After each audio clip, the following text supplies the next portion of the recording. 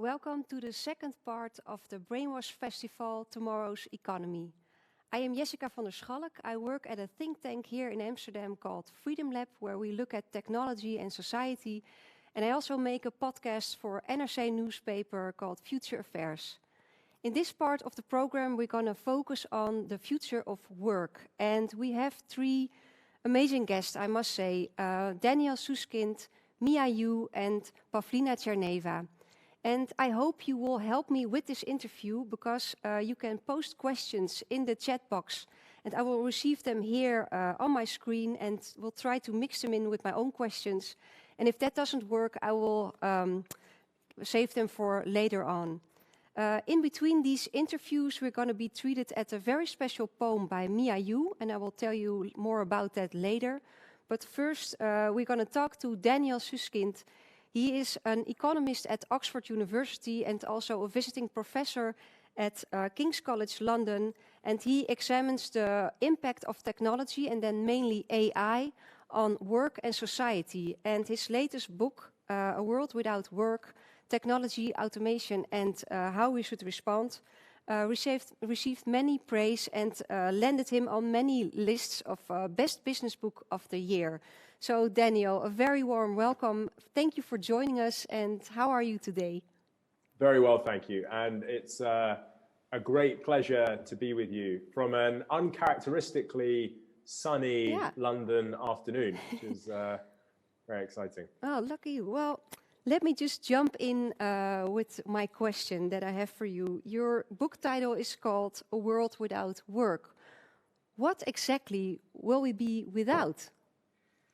Yes, I mean, I should say, by way of preface, anyone who picks up the book expecting a dramatic account of some sudden technological big bang in the next few years, they're going to be bitterly disappointed because that is not what the book is about. What worries me is something else. You know, every day we hear stories of systems and machines that are taking on tasks we thought only human beings alone could ever do. Making medical diagnoses and driving cars, drafting legal contracts and designing buildings, composing music and writing news reports. What does all of this mean for the vast majority of us, whom our job is our main, if not our only source of income? As I said, I don't think robots are going to take everyone's jobs. That's not what is worrying me. What worries me is something else, which is that as we move through the 21st century, more and more people are going to find themselves unable to make the sorts of economic contributions to society that they might have hoped or expected to make in the 20th century. So it's a less dramatic fear that I have. It's not a world without any work at all, but it is a world with less work. And it seems to me that that presents us with three big challenges. So in answer to your question, what's that world going to look like? I think it's going to be a world where we face three challenges. One is a challenge of inequality. It's not a coincidence that worries about inequality are intensifying at exactly the same time today as worries about automation are growing. You know, these two problems are very closely related. Today, the world of work is the main way that we share our income in society. Inequality is what happens where some people get more for their work than others. It shows that approach is already creaking. Technological unemployment, where some people don't have any work at all, is just a more extreme version of that same story, but one where some people don't get anything at all. So there's that economic challenge that I think we'll have to confront, but there's other challenges too. One is what we do about the growing power of large technology companies. And a third, and I know we'll talk at this at length, so I won't say too much more, it's a challenge of meaning and purpose, how to find fulfillment and direction in life in a world where work might not sit at the center of everybody's lives. So it's a less dramatic account of the future of work than the title might suggest. But nonetheless, I don't think it's any less consequential a threat, and it demands our full attention. Yeah, so I have to ask you at the beginning of this interview as well, history has taught us that whenever technology was progressing and maybe take some of our old jobs, always new jobs came up. Why would it be different this time around for the first time? Can you explain us a bit? Yeah, sure. And that any conversation about the future of work has to have that as its starting point. Because exactly as you say, ever since modern economic growth began, almost 300 years ago, people have suffered from periodic bouts of worry about the technologies of the time taking on everyone's work. And as you suggested, time and again, those worries have turned out to be wrong. In general, there's always been enough work for people to do. At least there's been enough work. When there hasn't been enough work, it's not been because of technological change. So that has to be the starting point, a recognition that these sorts of fears are not new fears, and yet in the past they've been misplaced. So in a way, one way to think about the book is why it is that I think we need to take these sorts of fears seriously now, and a criticism of those who don't take them seriously enough. The short answer, why do we need to take this seriously now, is that these systems and machines are just becoming increasingly capable. They are taking on more and more tasks that until very recently, we thought only human beings alone could ever do. And that's one of the key ideas in the book, is just documenting this process of what I call task encroachment, just this gradual but relentless taking on of tasks and activities that we thought only human beings alone could ever do. And I gave a hint before at some of the tasks that I have in mind here. What's interesting is that some of these tasks involve faculties like creativity or judgment or empathy when performed by a human being. So it's the sort of activities that we thought only a human being alone would do for some time. That turns out not to be right. So that's the short answer, that these systems and machines are just becoming more and more capable. The longer answer is that when you look at the past and you look at why it is that those fears have turned out to be misplaced, what you see, or put another way, when you look at the economic forces that have tended to increase the demand for the work that people do, in spite of all these technological changes over the last 300 years, there are reasons to think that in the 21st century, because of these dramatic technological changes, those economic forces might be weaker than they were in the past. That those things that have tended to increase the demand for the work that people do over the last few hundred years, if they found themselves without work, those sorts of forces might be weaker. And one way to think about the book is that it's a sort of investigation of those forces and trying to make sense of, well, what were those forces and why might they be weaker in the future? But that's the thrust of the argument that I'm making. Yeah, so you suggest that in the future there's just not enough work for everyone, and it's permanent, if I understand you correct.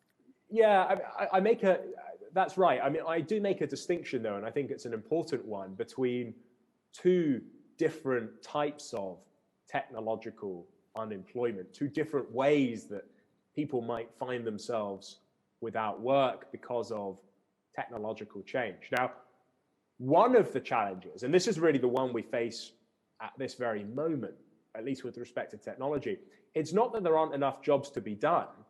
The challenge is that for various reasons, people aren't able to do those jobs, at least from a technological point of view. The impact of the pandemic has, of course, complicated this sort of analysis. But when you look at the labor market from a technological point of view, maybe 12 months ago, for instance, the challenge then was not that there weren't enough jobs for people to do. The challenge was there were jobs, but for various reasons, people couldn't take up those jobs.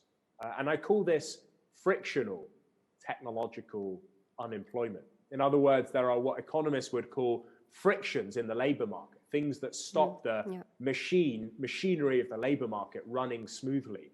And for various reasons, people can't do the work that has to be done. The most familiar reason is that people don't have the skills or the capabilities to do the work that has to be done. There's a sort of skills mismatch. But there are other reasons too. I mean, one obvious other reason is that people just might not live in the geographical place where work is being created. There's a sort of place mismatch as well. And it's worth thinking about, at the start of the internet era, everyone spoke about the death of distance and how the world is flat. But actually, for certain types of work, the place where you live matters more than ever. And we've seen this during the pandemic to some extent. The world is relatively flat for certain types of white-collar worker, certain types of office worker. They've been able to retreat to their home offices and work remotely. But for various blue-collar workers, particularly those involved in face-to-face service roles, whether it's a barista in a coffee shop or a waiter in a restaurant or a shop assistant in a retail shop and so on, these people really rely upon particular places thriving, particular geographical places. And so you might worry that if technology is creating jobs not in the places where those people happen to live, that's another reason why they may be out of work. So one reason is to do with skills mismatch, another is place mismatch. But there's a third, I think, and quite interesting emerging mismatch as well around identity. And the great example of this is men of working age in the United States who are displaced from manufacturing roles by new technologies. Now, there are some who would say that these men would rather not work at all than take up, and it's a really unfortunate term, but take up what's called pink-collar work. But the term is designed to capture the fact that many of the jobs that are hardest to automate and many of the parts of the labor market where there is greatest job growth are disproportionately done by women. So in the United States, more than 85% of social carers or nurses or preschool and kindergarten teachers are women. And there's some who say these men would rather not work at all than take up those roles. So these are all the sorts of problems I think we face right now. It's not that there aren't enough jobs full stop, but because of these sorts of mismatches, people aren't able to do the work that has to be done. There is, though, as you say, I think a second problem, which is not a frictional type of technological unemployment, but a more structural one, where there just aren't enough jobs full stop. And this, it seems to me, is a challenge for our generation and our children and their children. It's a challenge of the century. It's a challenge that we're going to face in the coming decades. It's not as acute a challenge at the moment as that frictional one, but it seems to me likely that we are going to have to engage with some of these more structural problems as we move through the 21st century. Yeah, so we are now in a pandemic, and in your preface, you address it because maybe for the first time in a long time, we encounter a world without work for many people. So they are at home.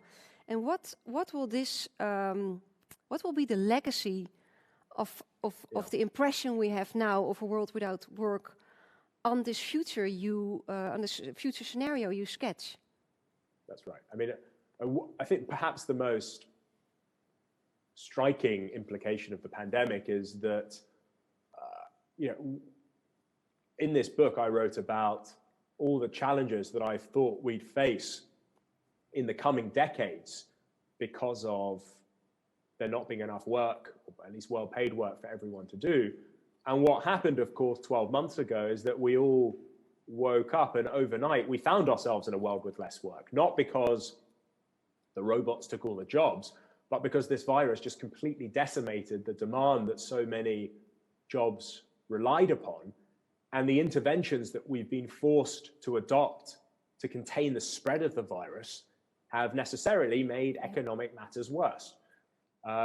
So many of the challenges that I write about, in a sense, we've kind of caught a glimpse of during the pandemic. I thought Andrew Yang, the former US presidential candidate, put it quite well in a tweet at the start of the pandemic. He said, "I should have been talking about a pandemic instead of automation." His campaign, for those familiar with it, was based around worries about automation and perhaps a world with less work. And there's a real sense in which the pandemic has given us a glimpse of those challenges. So I mentioned at the start the challenges of inequality and power and meaning. They're exactly the challenges we've been grappling with over the past 12 months. And so in a sense, it has been quite a sort of confirmatory period for my work, at least.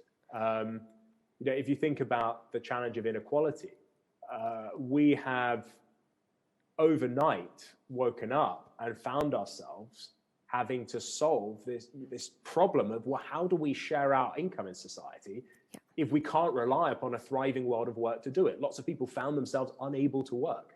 And what we've seen is precisely the sorts of interventions that I write about in the book, the state stepping in to take a far larger role in sharing out income in society. Yeah, exactly. Sorry, go ahead. Sorry. I have here a question from the audience from Gert-Jan. And he's asking, how can we afford this? How will we share income in this world? We see it now in the pandemic as well. We have to make great investments to keep people that they have food on the table and have a roof over their head. So how will this work in your future? Yeah, I mean, and so we've caught a glimpse of what has to be done, right? In order to solve that economic problem, we need what I call in the book, a big state. Yeah. It's not a big state of production. It's not a big state that is, teams of smart people sitting in central government offices trying to command and control economic affairs from a distance. That's not the big state I have in mind. It's not a big state of production. It's a big state of distribution. It's a state that takes on a larger role in sharing out income in society. How do we go about doing it? Well, that's a big part of the book. I think one of the most helpful things that the pandemic has done is it sort of shattered the narrative around what it means to be fiscally prudent. It's worth remembering, the economic debate that has dominated Europe over the last, the 10 years before the pandemic began, which is essentially how austere should we be? Yeah. Governments around the world, it was about fiscal austerity. And it's amazing to think, those economic debates, it's almost as if they apply to a sort of parallel economic universe that we no longer inhabit. They simply don't seem to bind any longer in the way they did then.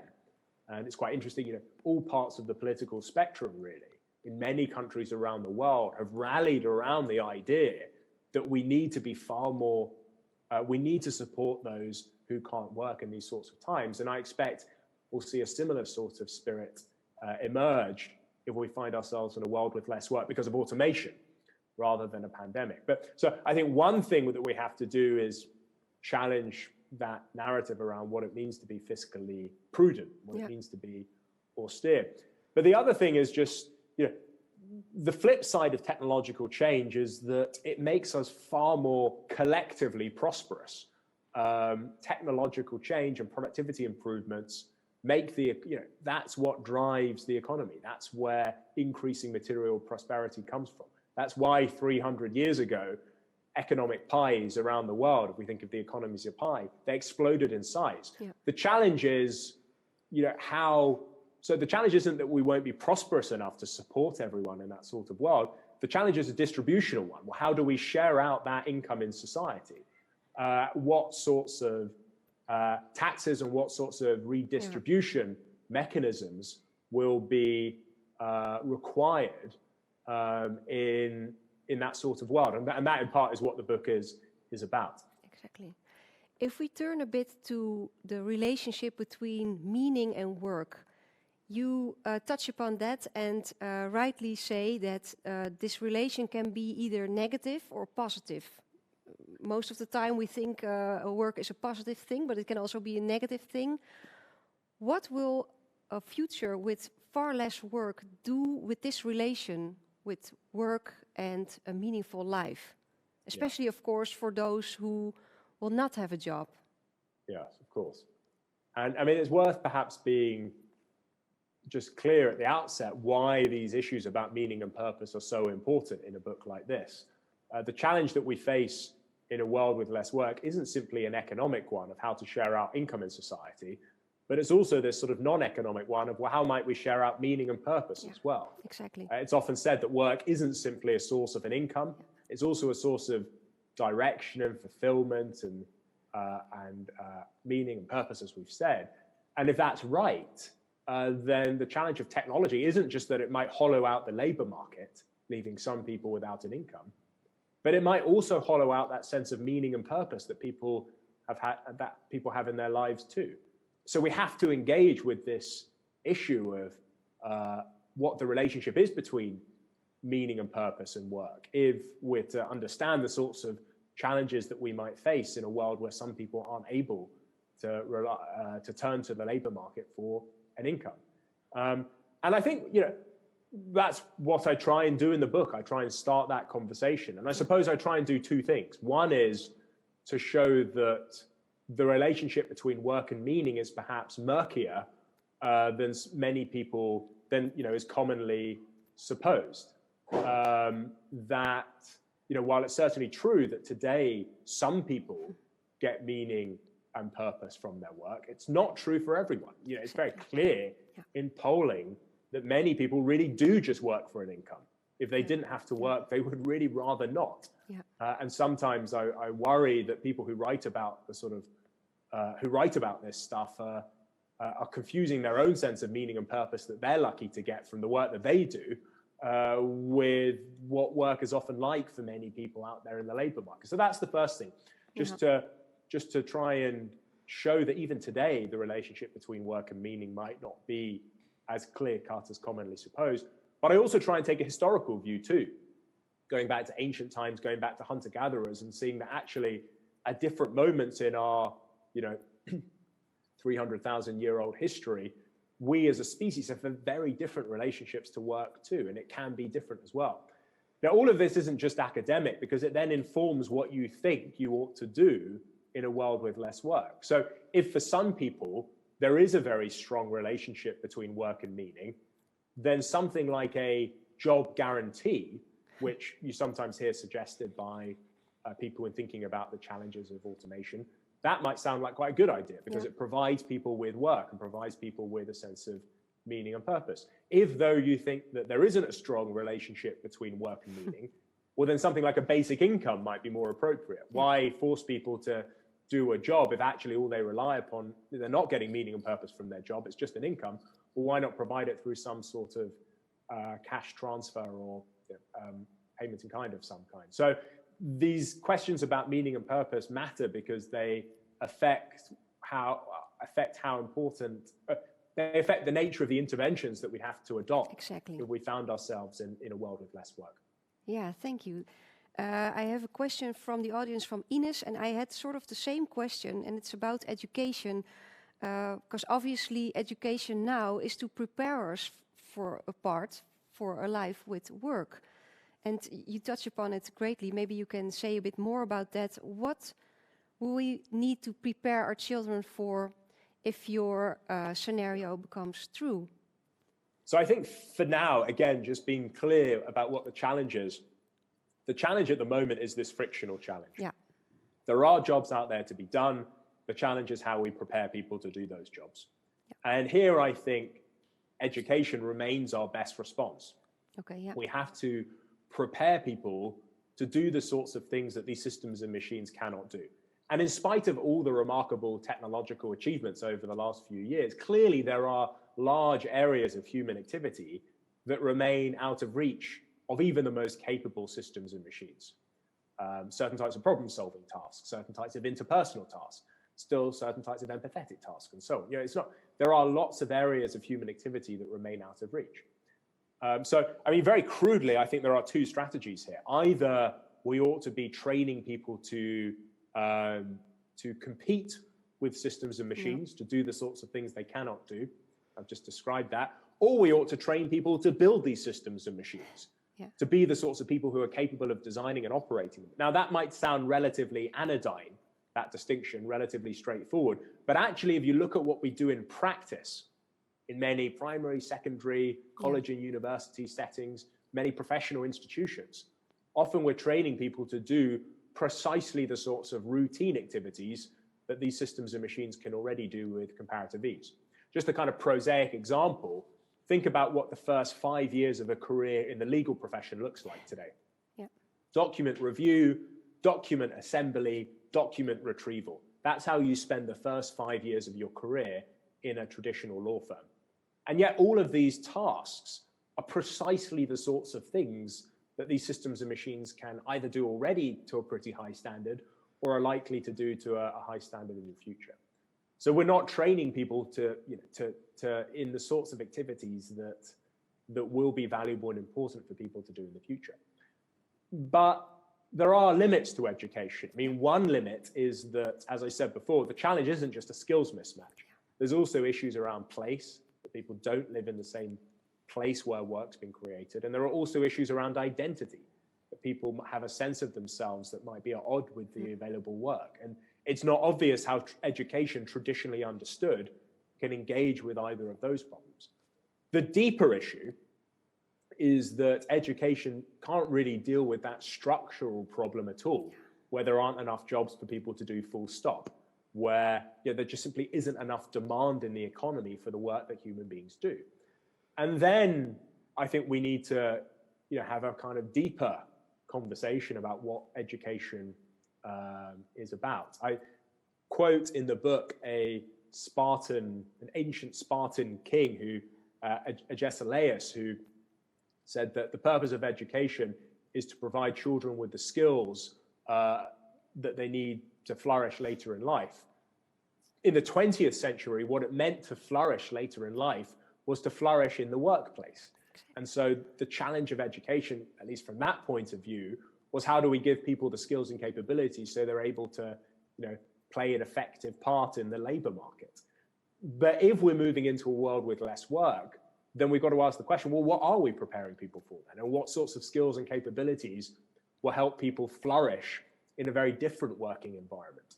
And I have a conversation in the book about what some of these things might look like, that we might, for instance, want to teach character. We might want to return to teaching some of the sort of ancient virtues, which are about how you hold yourself in life and how you walk through life rather than simply what you do. But these are all pretty speculative. And what I'm just trying to do is start a bigger conversation about what might we use the education system for if we're not simply just preparing people to be ever more effective cogs in the workplace. And it's a big conversation that I think we ought to start having. And it's certainly not one that I can have in a quarter of a chapter in a book like this. No, just a quick follow-up question of Sarah.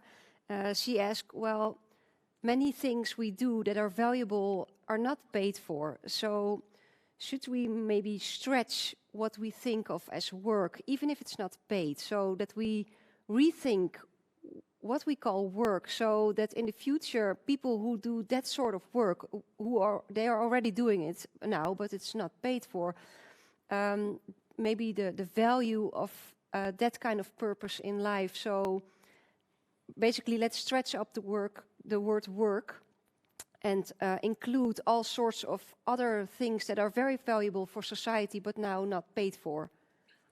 That's right. I think that's such an important reflection.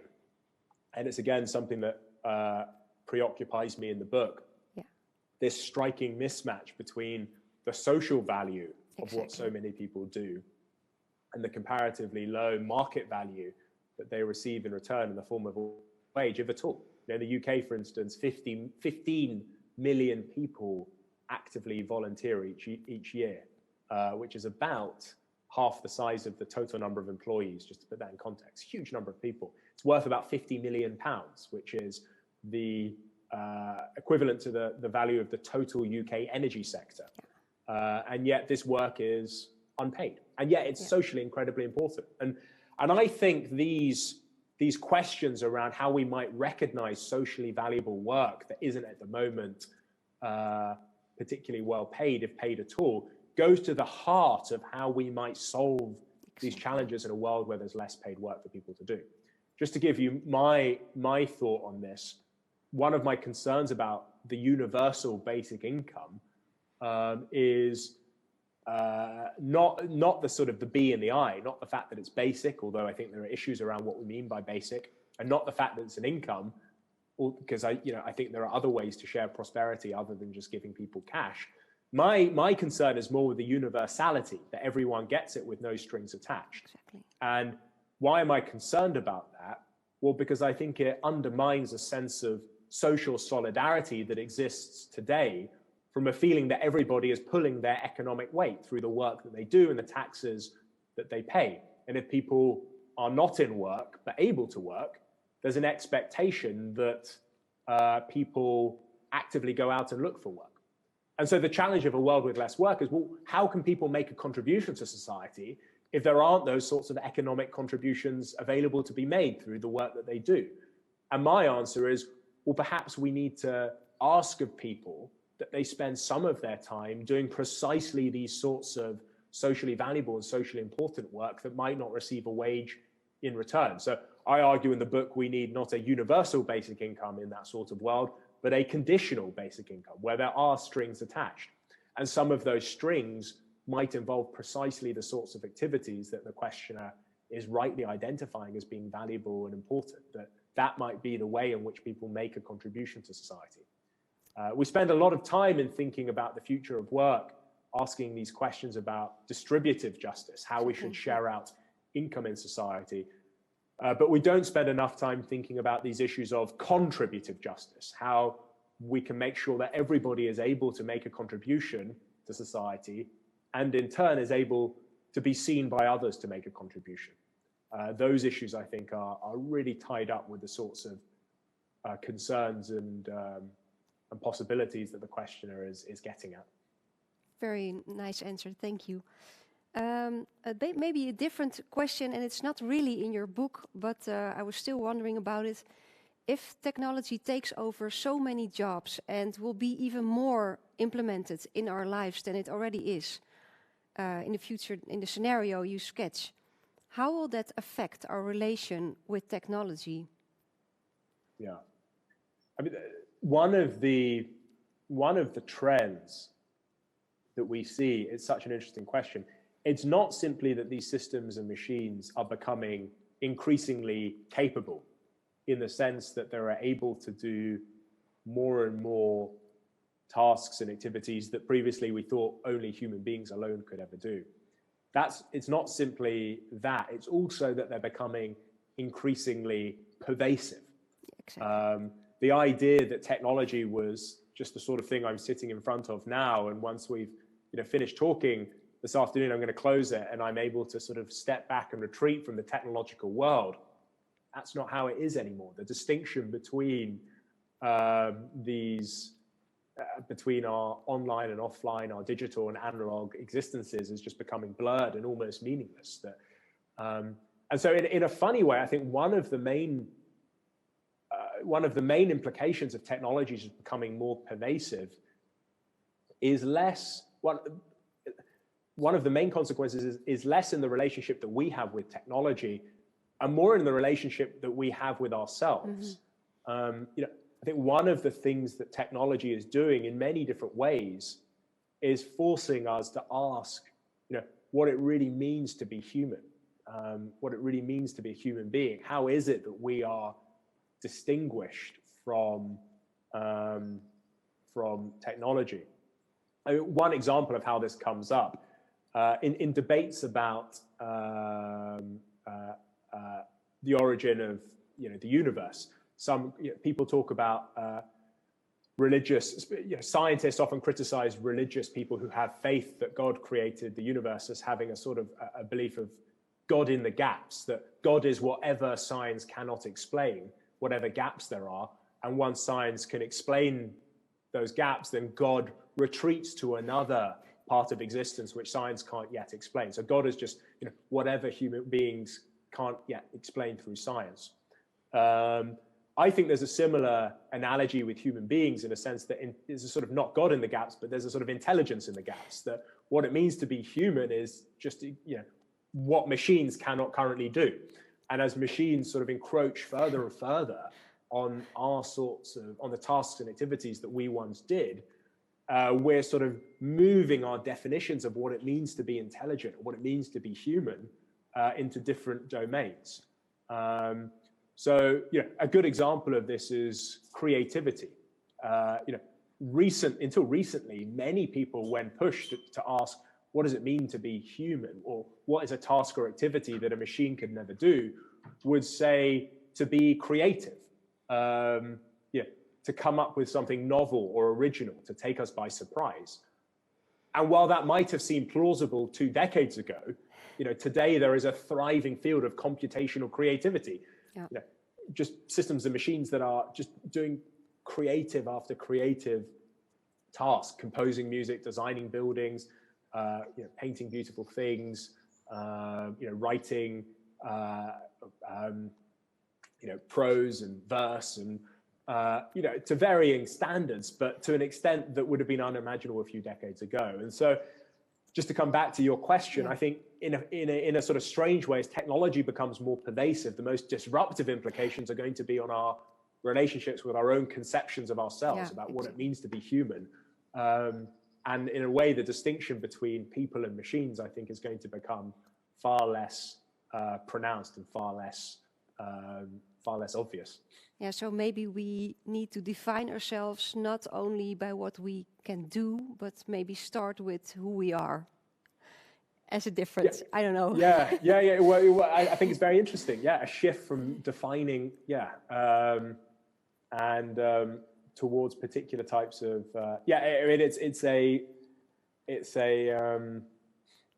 It's a very interesting question. I'm interested in the future of work, and I'm interested in what this means for the work that we do in decades to come. So my definitions often begin with, or the way in which I think about machines and people is, okay, what can they do and what can't they do? But you're exactly right that functional definitions, not functional, but sort of outcome definitions of what these systems of intelligence and so on isn't the only way to go. There are other ways too, functional being one. How is it that human beings think and reason? How is it these systems work, and so on? Exactly. We have a short time, but I must ask you as a final question, do you look forward to this world which you sketch? I do, and the book, it might sound from our sort of conversation that I'm pessimistic about the future, and I'm really not, and I am optimistic, and the reason is quite straightforward, and it's this, which is that if you had gone back to, for most of human existence, for most of human history, the 300,000 years that we've been around, human beings have lived on or around the poverty line. Go back to the turn of the 1st century AD, and if you had taken the global economic pie and divided it up into equal slices for everyone in the world, most people would have just got a few hundred of today's dollars. Almost everyone lived on or around the poverty line. Yeah. And if you had rolled forward 1,000 years, well, roughly the same would have been true. But over the last few hundred years, economic growth has taken off. That global economic pie has exploded in size. Global GDP per head today, the value of those individual slices of the economic pie, they're already about $11,000. Roll forward 35 years and it will be double that. Roll forward 35 years and it will be double that again. By and large, and this is the point, by and large, we have come very close in recent decades to solving, that fundamental challenge that haunted our ancestors for centuries, which was, well, how do we make sure the economic pie is large enough for everyone to live on? And so, technological unemployment, if it happens, in a strange way, I see as a sort of symptom of that success, that in the 21st century, we'll solve one problem, which is, well, how do we make the pie large enough for everyone to live on? But we'll replace it with those others. The first is, well, how do we slice up that pie when we can't necessarily rely upon the world of work to do it? How do we make sure everyone can share in that prosperity? Then there's the challenges of the power of the large technology companies, and we haven't spoken about this, who are responsible for developing those technologies in the first place. And then there are these issues of meaning and purpose too. But the point is, in the final analysis, and this is why I'm optimistic, is that it seems to me that these problems of inequality and power and purpose are, they're difficult and they're going to be hard to solve. And there's going to be a lot of disagreement about how to do it. But they seem to me in the final analysis to be far better problems to have to grapple with than that one that haunted our ancestors for centuries, which was, well, how do we make enough to live on in the first place? Yeah. So that's why I'm optimistic from a big picture point of view. That's a great closing comment for us. We have to stop already. It went very fast for me. I would love to ask you a million questions more, but thank you so much for joining us, and good luck with your work. Thank you very much. And such a pleasure to be part of this. Thank you very much. Thank you so much, Daniel. All the best. Bye. Dan gaan we nu luisteren. Oh, ik moet natuurlijk in het Engels. Sorry, jongens. We're going to listen now to Mia Yu, and she she grew up in South Korea, and she was born in South Korea, and she grew up in the United States. Now she lives in Utrecht, and she also teaches at the Utrecht University and also at Sandburg Institute. And she also wrote a poetry collection, I Dislike It Too. And this afternoon, she told us she would write a poem for us, but I'm not sure anymore if she wrote it or that already technology replaced her and maybe a hologram wrote it for her, because the title of the poem is A Love Story to My Hologram. I'm very excited to listen to it. Please listen to Mia Yu. Thank you. The title is The Love Song of My Hologram, and it has two epigraphs. The first is from the love song of J. Alfred Prufrock, Till Human Voices Wake Us and We Drown. The second is from Andrea Longchu's book, Females. Everyone is female and everyone hates it. 1. Occasionally someone will send an article or bring up as provocation in conversation. What if AI can be programmed to write poetry? Oh, we poets, so in love with our work, so committed to our exceptionalism. We worry that capitalism cares about making us redundant, as if it cares at all, as if that's all it wants.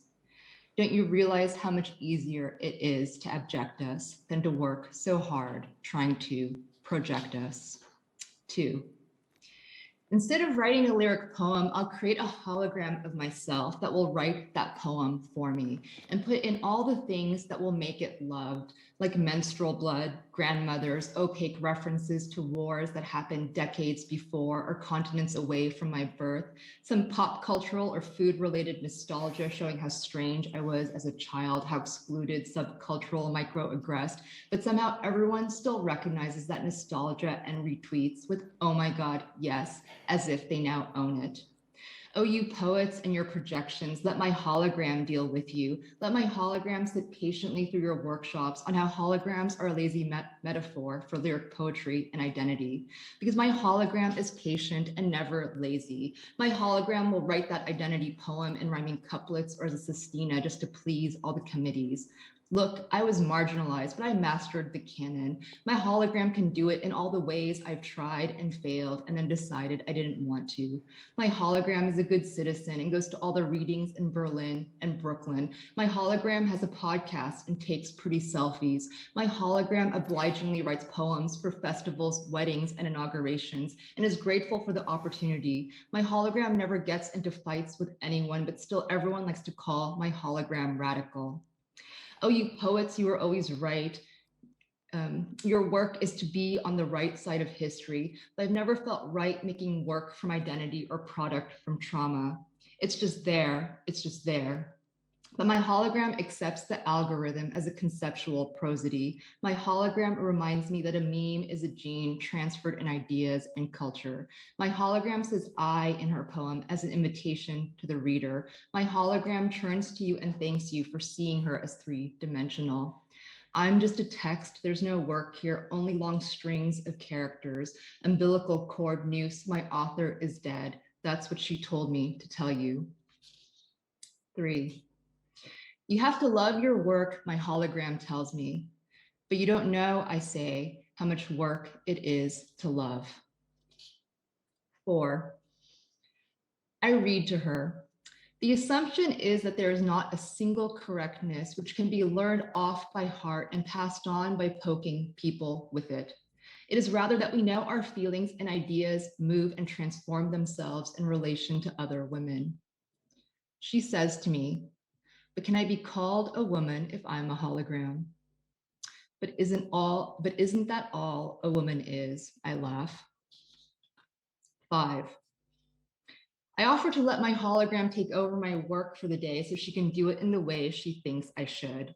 She video conferences with students, nodding and smiling at all the right moments. She goes through the same list of questions again and again and is skillful at making them seem spontaneous. What is the research question? Is the academic relevance of the research clearly stated? Is the choice for the research method sufficiently justified? What is the resulting data?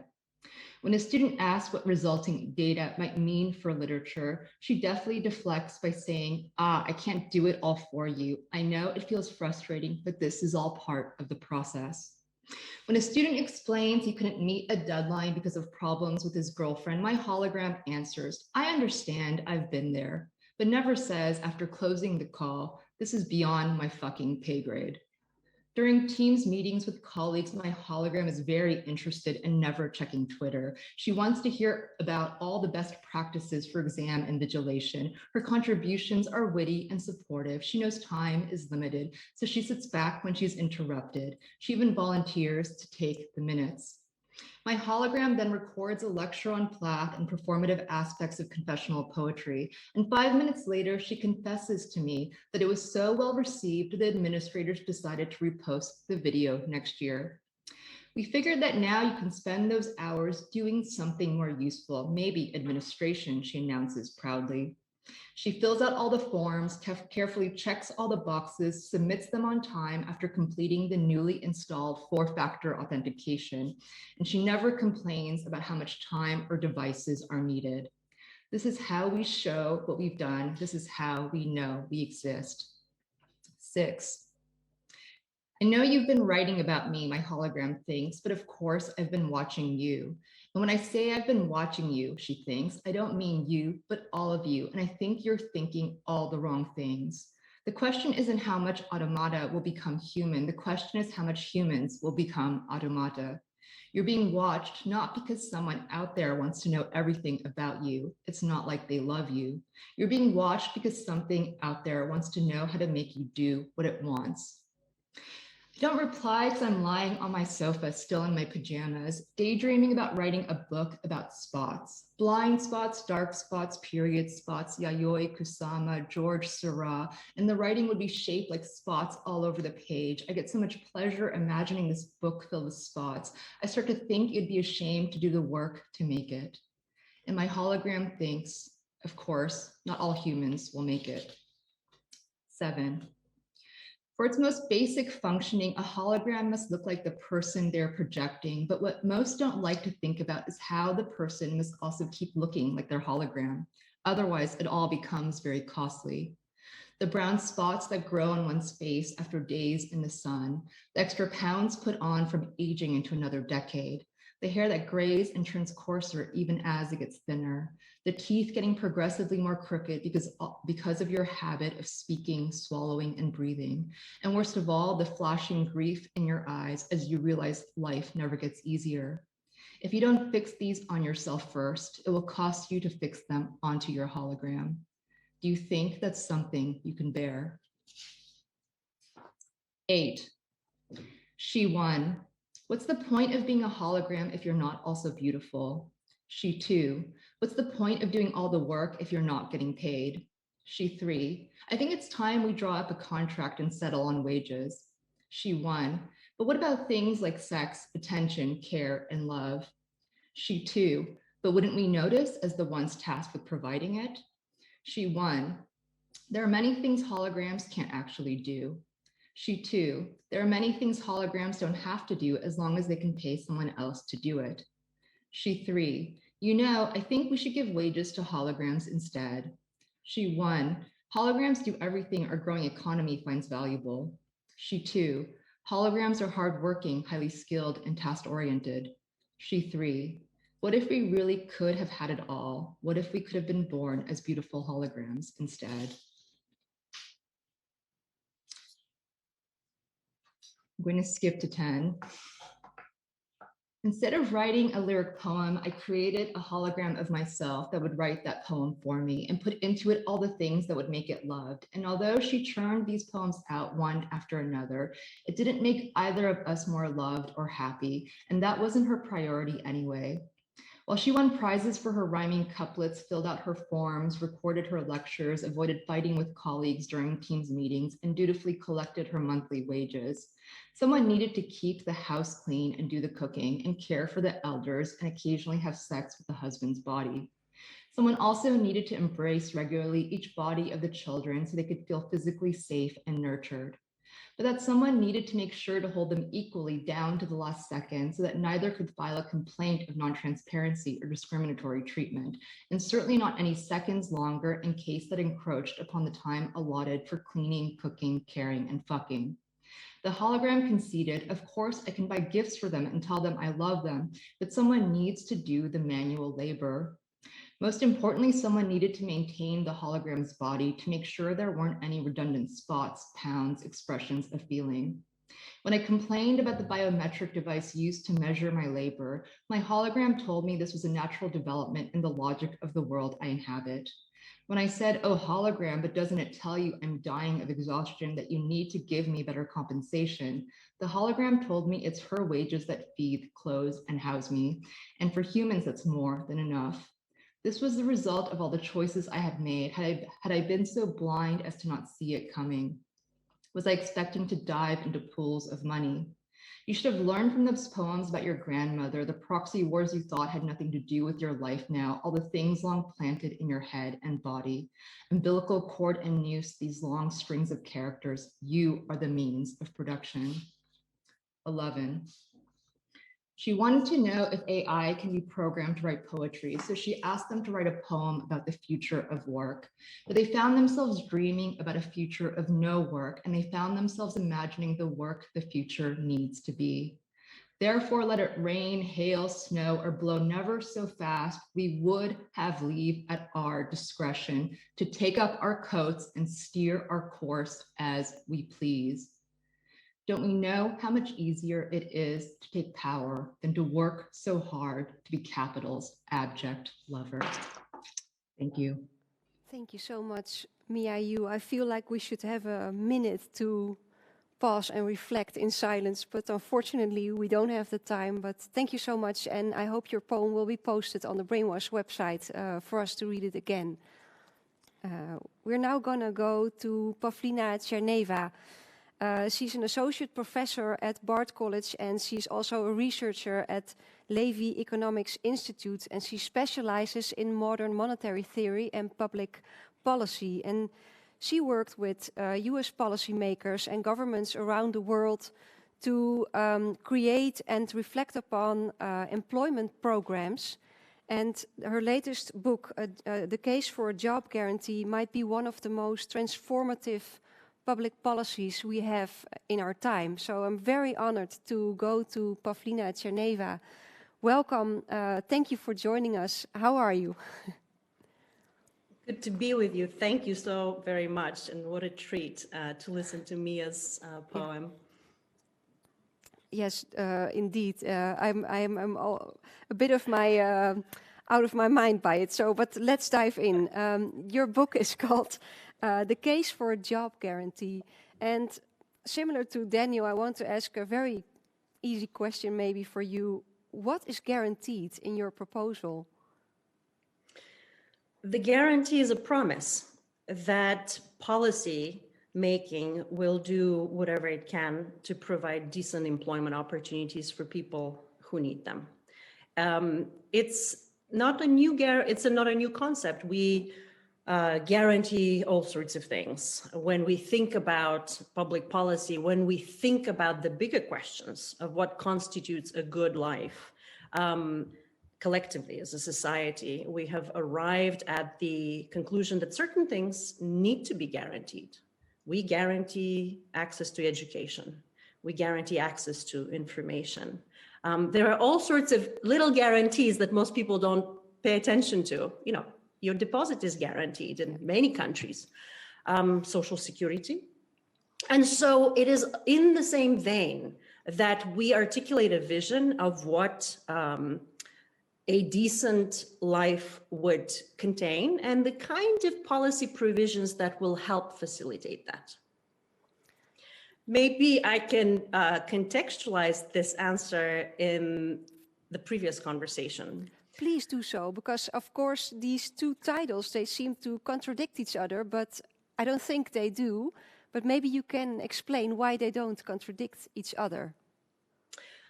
That's right. I don't think they contradict each other in the sense that if we're talking about paid work today, there are all of the diagnoses that Daniel is making, I think, are quite spot on.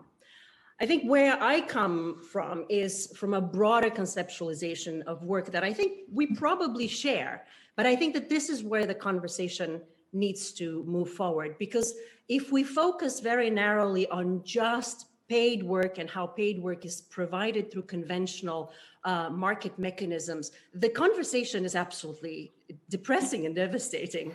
And in some ways, even it feels the tasks are unsurmountable. The way I approach the problem is that the wheel was the first technological unemployment. Perhaps fire, inventing fire, was the first technological unemployment. Technological unemployment is with us all the time, in the sense that we find new ways to do things, to help our lives better. But technology has become the villain, and far more has become the villain in this particular economic system that organizes life in a very particular way through wage work. We organize production, we organize employment, we organize provisioning. But for me, there is no such thing as a world without work, because what we do as human beings is work, and we work towards reproducing ourselves. We work towards caring for each other, creating again the so-called good life. And clearly the current system has produced enormous material well-being that we did not enjoy previously, that gives the promise of a good life, but somehow doesn't seem to deliver it to many, many people. And so what we arrive at is this precarity of work that is in part due to technological innovation. And so the way I approach the question is that even in this system, the vast majority of our work is care work. We educate each other, we entertain each other, we feed each other, we transport each other. It is care work. It is the manufacturing kind of work that supports this, this overall endeavor is rather small. And that has experienced the fastest acceleration of technological innovation. And we humans, I think the point that I want to arrive at is that we humans get to choose. We get to decide how to adopt technology, how to embrace it or not, which technology to permit or not, but also we make decisions about the labor market. We choose with policy whether to allow more precarious and stable employment conditions to prevail. We choose whether to allow large market, companies to take large market shares and make decisions instead of, those are decisions. Those are very concrete, specific decisions about how we structure society. And we can choose differently through the public sector and public policy, our collective policy making. And we can say this is not inevitable. We can create employment opportunities, meaningful employment opportunities in areas that are typically neglected by conventional means. So we have a choice. And that's what my book is about, one of those choices. Exactly. And before we go further into that, first let me ask you, what is the biggest misunderstanding about unemployment? There are a couple of big misunderstandings. One of them is that unemployment is somehow created only through private sector means, or typically through, again, technology, and that there are some inevitable processes of job creation. Also, that there are only so many jobs to go around for us to share. So, I don't typically talk about sharing income or sharing jobs. I think of creating income, creating jobs.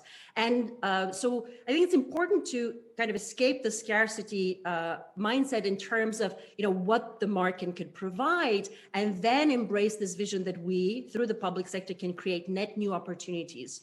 That's one obstacle, that we actually have very direct tools to create employment. And we have a so-called visible hand that can do some of that work. The other misconception is that most people don't perhaps realize or think about that unemployment is a rather expensive, inhumane proposition. Enormous resources are dedicated to deal with unemployment, to so-called manage the unemployed. It's a rather cruel system that we tolerate. And if the public sector is already responsible for all the fallout that comes from unemployment, it's already dedicating resources. We could do this in a more humane way. Unemployment is paid for and the public sector can pay for decent employment opportunities for the unemployed. The third obstacle, of course, is that somehow we don't have the financial resources to do so. But once again, number one, it's paid for. And number two, it is the public sector that has the financial resources that the private sector lacks to create employment for all. So you're not just addressing a social problem, but you also reflected upon the economic benefits of your solution. Just to be clear, it's not only a social solution, but we also will benefit economically. That's right. The job guarantee is a proposal where the public sector provides employment at basic wages and benefits. And it is a policy that most people associate with just job creation. And it isn't really just job creation. It is a structural way in which we address economic stability, in which we address all sorts of problems from recessions, technological innovation. It is a policy that stabilizes our economy far better than the conventional tools that tolerate massive unemployment, which is really with us even in the best of times. And it is with us even in the most thriving so-called communities. They experience unemployment. And unemployment is also, we should think of it as a public health concern. Mm-hmm. It brings with itself all sorts of negative physical, psychological, mental health issues that are well documented. And so when we consider the problem of unemployment, it is a public health, perennial, macroeconomic problem. And so the job guarantee then becomes that method, if you will, of inoculation, an economic stabilization that provides the missing employment opportunities. I'm reading here a question from Matthijs. He's asking, you say we can choose the impact of technology, implying that there is a way of deciding about humankind. But isn't technology unstoppable force driven by profit? We can certainly make decisions about the direction of technology. We have once made decisions about how to adopt stem cell research. Mm-hmm. We have made decisions as a community what to do with splitting the atom. We make decisions on all the time. And so technology is certainly not a way. We don't have to see technology as the villain, is what I'm trying to suggest. Yeah. That very often in conversations about future of work, the technology is essentially that inevitable force that is taking away our jobs. But it's not just so. It is globalization, it is recessions, it is crises and pandemics. We understand that in this economic system, where we reproduce through wage work and where we support ourselves through wage work, jobs are inevitably the collateral damage from all sorts of changes. And we don't have to accept this inevitability. We can embrace technology as enhancing our quality of life, as it brings all of the material benefits that Daniel was talking about, when we also recognize that we collectively can create employment that is meaningful for in many other areas of life that that are neglected. As I said, community care, elderly care, environmental care. There isn't shortage of work to do. In other words, these two forces need not be opposing forces, but we can reduce working hours. We can improve quality of life by embracing technology when we're able to guarantee employment for all. Yeah, so you're implying that it's just an illusion that technology will be unstoppable. We have no choice. It will come and it will take our jobs and nothing will be left. I mean, that's right. And in some sense, I do feel that some jobs are not automated fast enough. There are dangerous jobs out there, meat packing, there is, electrical work. There are all sorts of employment that I think that we can automate and make, our life better. But what happens to people who depend and rely on those employment opportunities? Do we not have solutions for them? And what I'm suggesting in the book is that we absolutely do, because the public sector all the time makes decisions about public investment and public employment. And we really are missing one direct solution. We have, in the past, used the direct employment solution to provide employment relief, to build meaningful, important infrastructure. But I'm suggesting we go a step further, that we actually make it as a firm commitment, permanent commitment, that when somebody walks into the unemployment office, they can be guaranteed to walk out with an employment opportunity. And we, as we were discussing, there isn't a shortage of work to do. It's just that work is not valued in the conventional ways, but we value it as human beings. And thus, it is the responsibility of the public sector then to support it financially and through institutions that create the jobs where they're needed and for the people that need them. Yeah, very well put. When I looked into your work, I realized that we live in a world where you need to pay for your house and for your food, and you can't just escape that. I can't just retreat and build my own house and have sheep who feed me. It's not possible anymore. So, and in your book, you are proposing it as a right to have a job guarantee. Should it also be reversed, that if you can work, you should work and maybe do any job? No, I don't think so. We already operate in that punitive model, that we create all sorts of difficult conditions for people who are seeking work to prove themselves deserving, and that they need to demonstrate, or they have to engage in some sort of work in order to get some basic benefits. I think we need to flip the model and say, look, we have the resources. The public sector has the resources to provide employment, rather than require people to work for in the United States. There are states that require people to work for their healthcare benefits, for their food assistance, for housing. Rather than operate on that model, we provide the opportunities and you get to choose whether you embrace them. Now, I want to preface this, that guaranteeing employment is not the solution to all forms of economic insecurity. We understand well that there are many people who cannot, should not, will not work. We have a young generation that needs to go to school. We have retired people. We have people with disabilities, some of whom want to work and demand work. But still, there are various conditions. And so there are a comprehensive way in which we support people must include income support, employment support, public services support. It is a comprehensive package, but we are missing the direct employment solution for those who are scrambling, for those who are there in this market that acts as a musical game of musical chairs. There are so many employment opportunities and many more job seekers. I'm proposing that we just create the missing employment opportunities. Thank you for that. And you, in fact, have worked around the world with these kind of programs, right? And you talk about it in the book. Can you tell us, what can we learn from these experiments? There are several lessons. I mean, direct employment and guaranteed employment is not a new idea.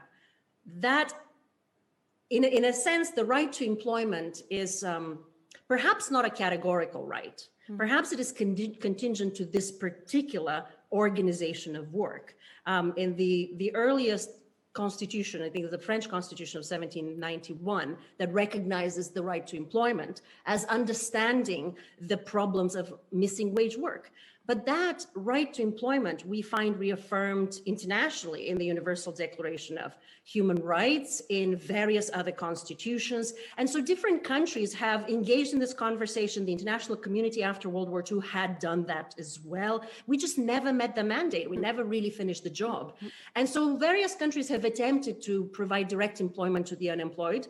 There is only one legally codified right to employment today. That is India's rural employment guarantee. It is not a universal guarantee, it's just for rural employment. But there have been many programs such as the New Deal programs in the United States, the program in Argentina during the crisis of 2001 that I studied very closely. There are programs, small programs today that exist in France, in Belgium, many corners around the world. We can learn plenty from those experiences. And one is that first, these programs can be up and running in rather short order. Number two, they create important socially useful work. Number three, they are really meaningful to the people who engage in those employment opportunities.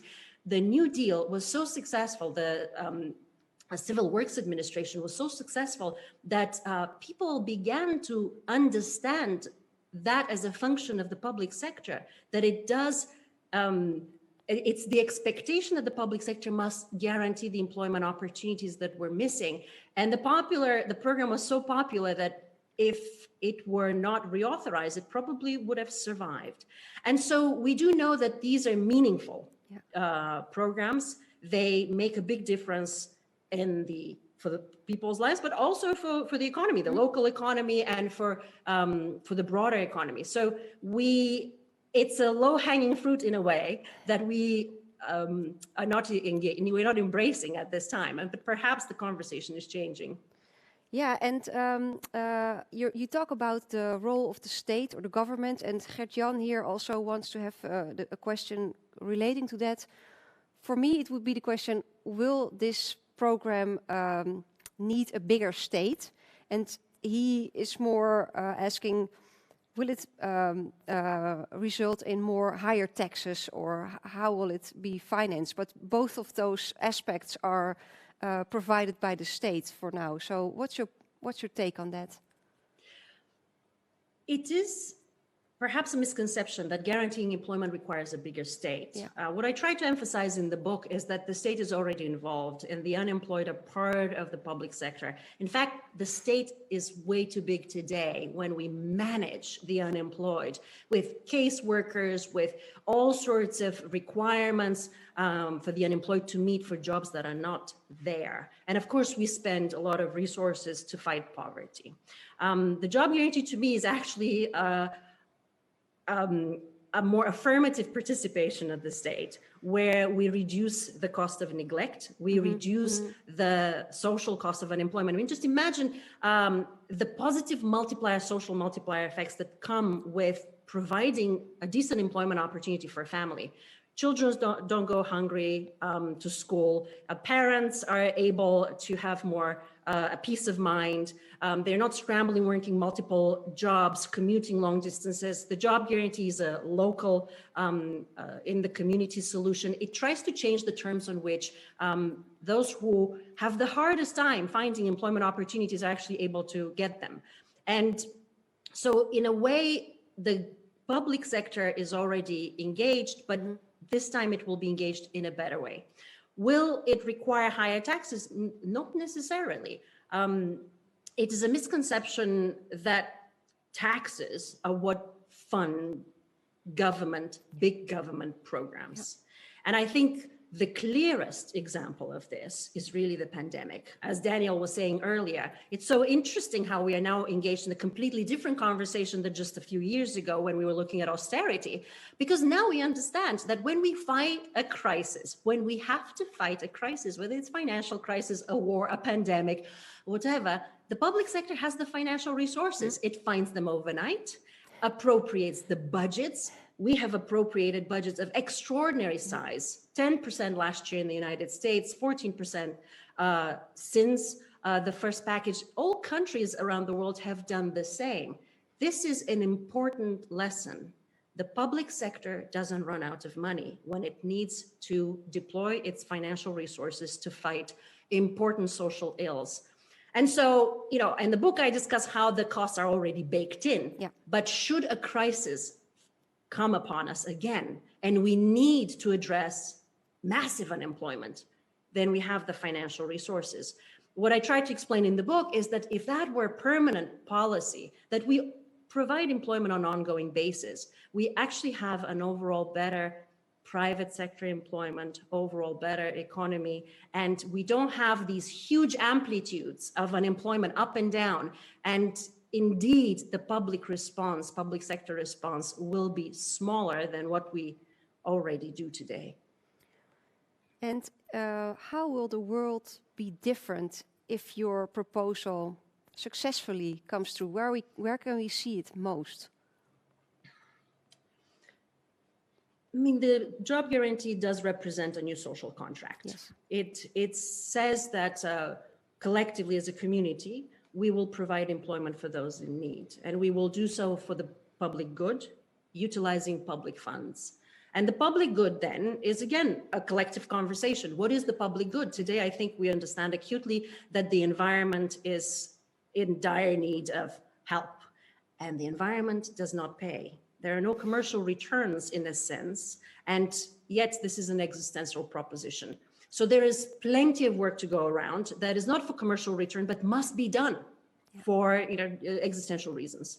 So providing green jobs through the job guarantee is one solution, or part of the solution, the broader solution of the transformation to a green economy and stabilizing emissions. But also care work. We understand how much all of us need care work. Childcare, elderly care, better transportation. There are many areas of public life that are, again, neglected and underfunded. And so life will be better because we recognize that we have a direct role to play in providing these, and we can marry two problems, the problem of unemployment and the problem of shortage of public goods. What would life be on the individual level? I mean, imagine what the conversation would be at the dinner table. How many people will not be coming home and wondering whether the next paycheck will be coming? How many people will know that they don't have to send hundreds of resumes to be able to secure that basic employment opportunity? It's not to say that it's going to solve all labor market problems. There's much to do, lots of work to do. There will still be we will still have to figure out in the broader sense of how to make work more stable, more meaningful. But at the minimum, we have secured the floor. We have guaranteed that basic labor standard of what constitutes the basic job with the decent basic floor and benefits. To me, it sounds great. But at the same time, I'm wondering, why hasn't it been done yet, if it's such a good solution? I think for a number of reasons. We had once, of course, engaged in this conversation. Public sector must do this.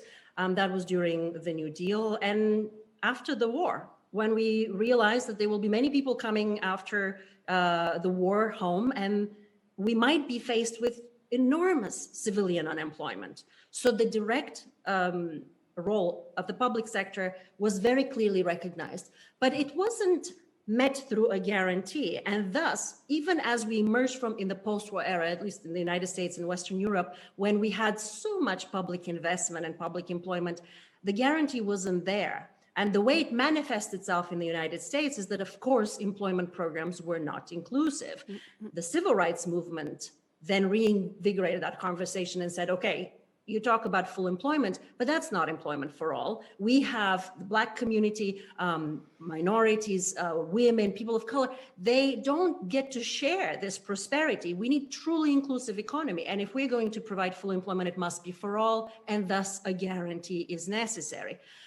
But then, of course, the Reagan-Thatcher revolution came, and we, as a community, somehow accepted the fact that the public sector should not participate in those decisions.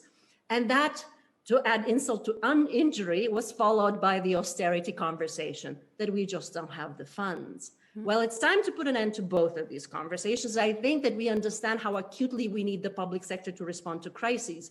And in my book, I'm trying to articulate that unemployment is with us. It's that perennial crisis that is with us even in the best of times.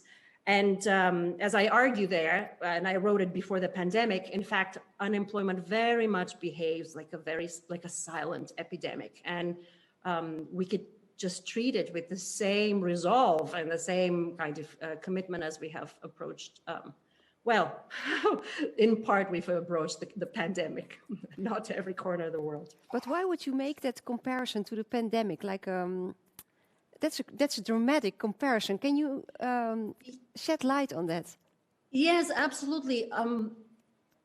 I have been looking at unemployment spatially and geographically, and how unemployment evolves over time. And I'm a macroeconomist, so I tend to look at things from the bird's eye view. And when you consider how unemployment behaves just over the last, let's say, 20, 25 years, you notice how there are areas in the US that perennially, on an ongoing basis, have very high levels of unemployment.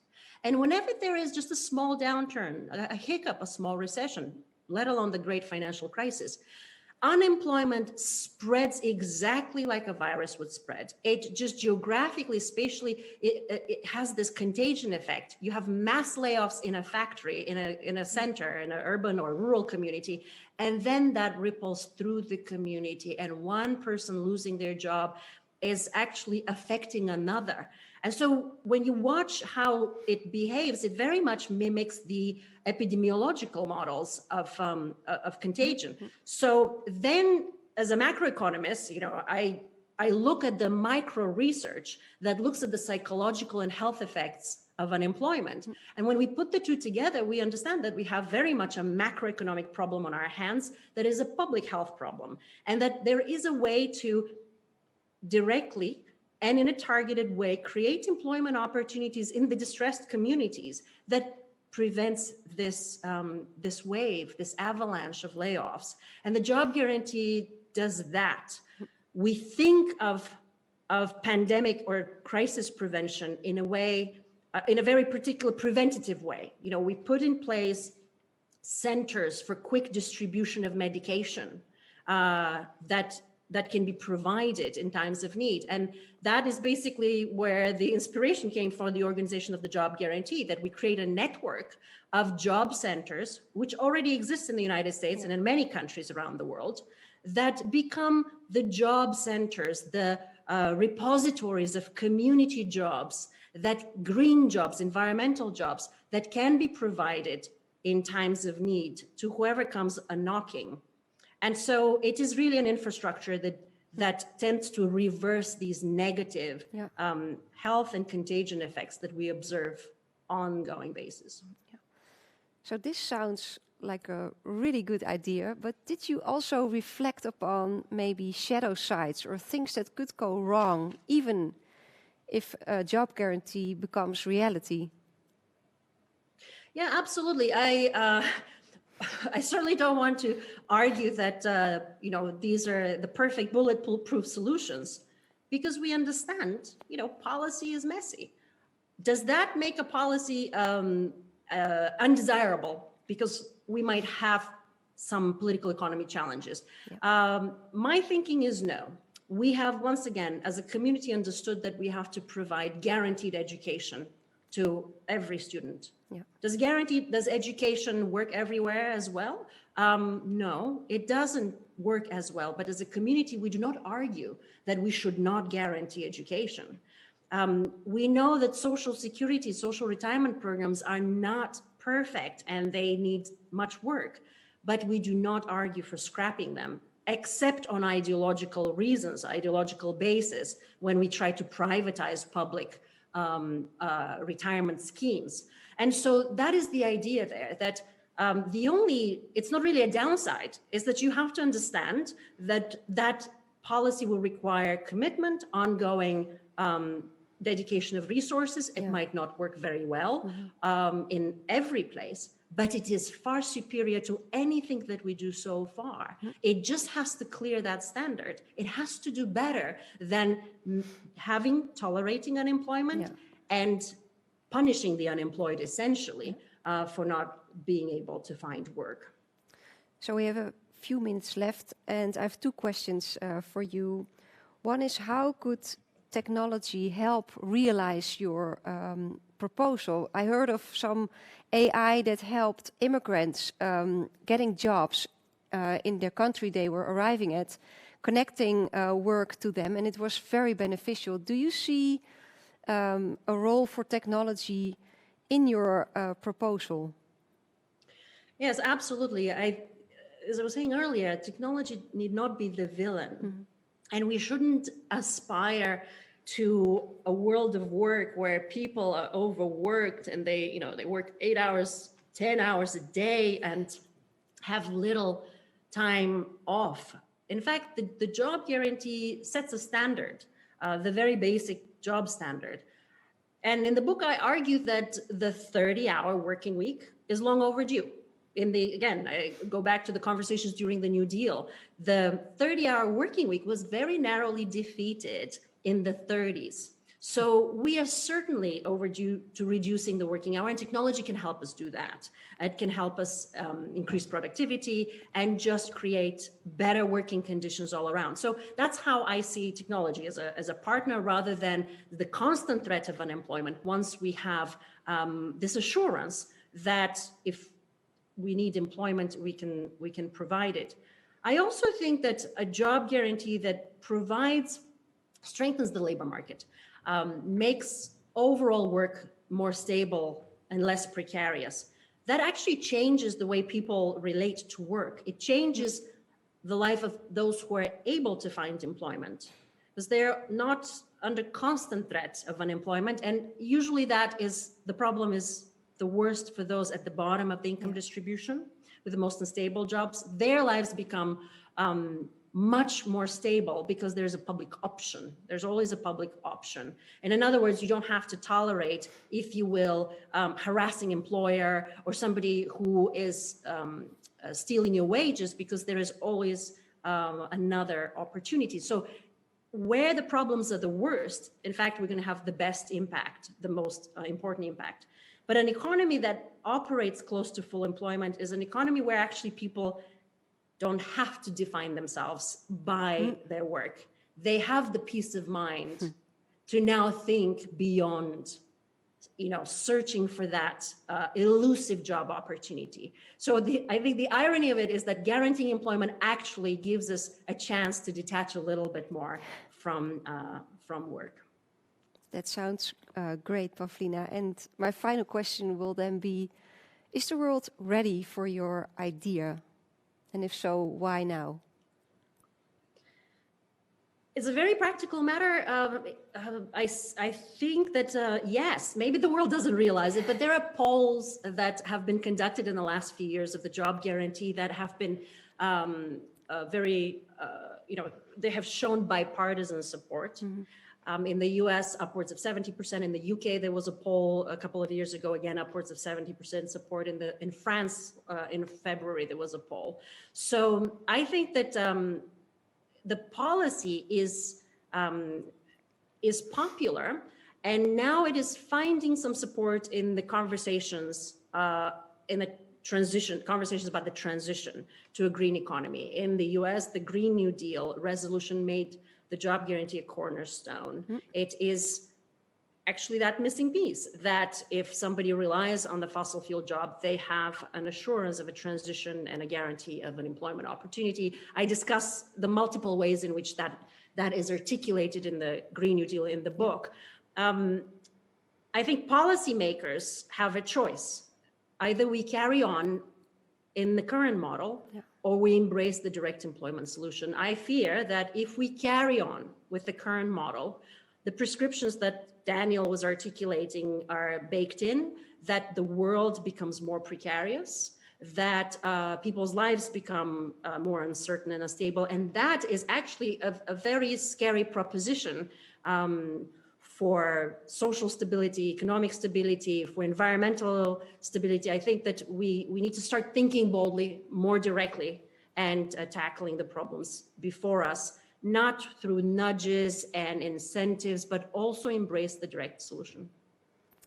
Pavlina, thank you so much for joining us. It was very interesting. I would recommend your book to everyone who listened, and good luck with your work. We hope to hear more from you. Thank you so much. Thank you so much for having me. This was great. The program is going to continue at 7 o'clock tonight with Haroon Shaikh and Shoshana Zubouf, and they're going to talk about surveillance capitalism. So I hope we will see you after an hour, and thank you for joining so far.